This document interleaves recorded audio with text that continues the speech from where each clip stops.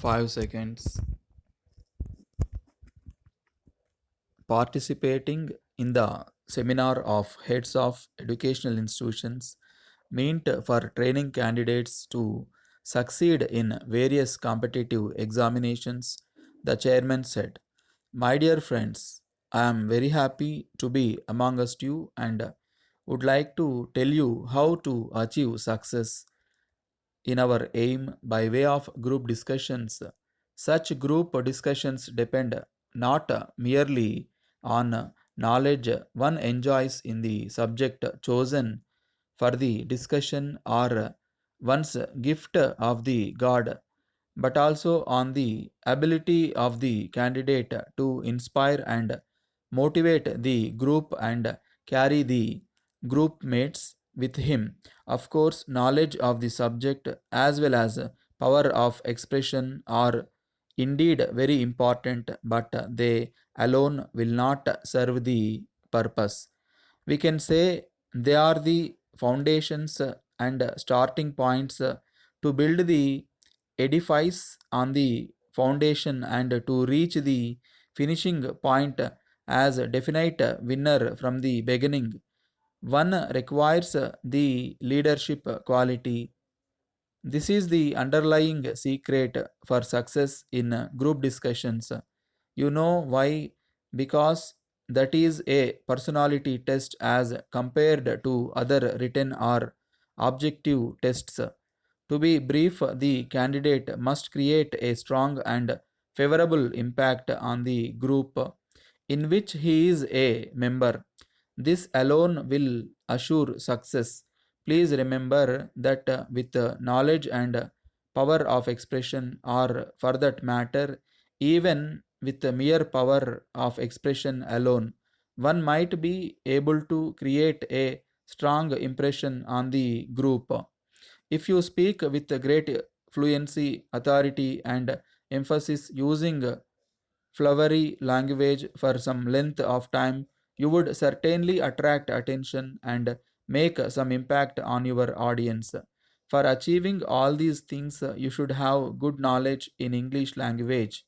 The demand for English language is growing day by day. This language is not confined to any individual country. All the countries have recognized the growing importance of English even for the purpose of international economic and commercial transactions. They take a keen interest in promoting the study of English. In earlier months, we did organize similar workshops wherein the emphasis was made on the relationship between the student and teacher, not forgetting the role of the parents. Let me reiterate some of those points. Under ideal conditions, true education could be imparted by parents and there should be minimum outside help.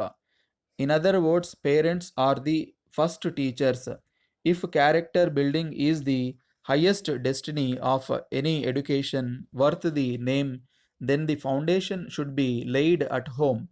The parents, the teachers, and the students must realize their responsibility.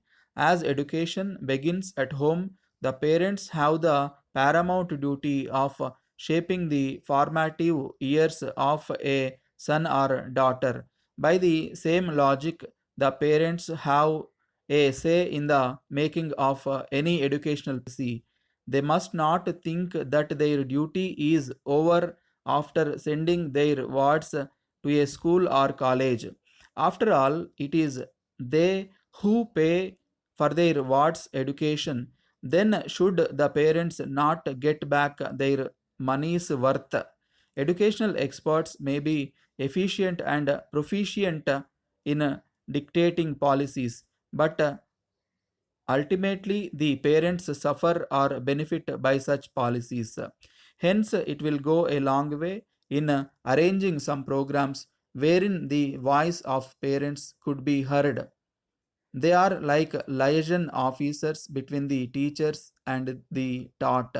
They too should realize that they have a stake in their enterprise and see that their children receive the best out of education imparted in different professional teaching and coaching institutes.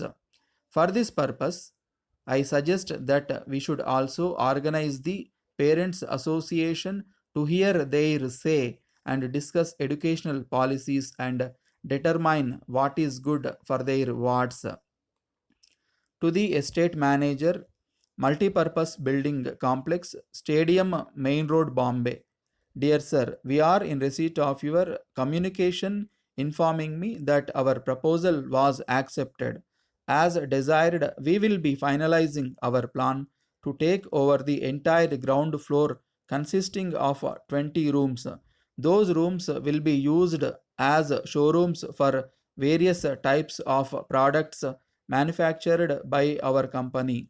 As you know, our company produces various kinds of furniture, sports items, sewing machines, etc. And we require a suitable place to organize our showrooms, preferably at one place.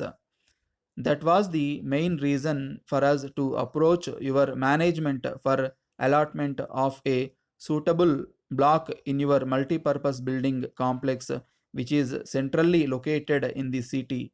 We will be sending our assistant marketing executive to you in connection with fixing separate electric meters, for having separate accommodation facilities with all amenities for our workers who will be working there from morning till evening except on Wednesdays. We are also glad to note that you have permitted us to park our vehicles numbering about 4 to 5 within the premises itself. To make lease advance payment, our assistant marketing manager will settle the same with you by depositing the required amount. As per proposed agreement, we are willing to abide by all terms and conditions pertaining to the lease of the entire ground floor. Yours sincerely,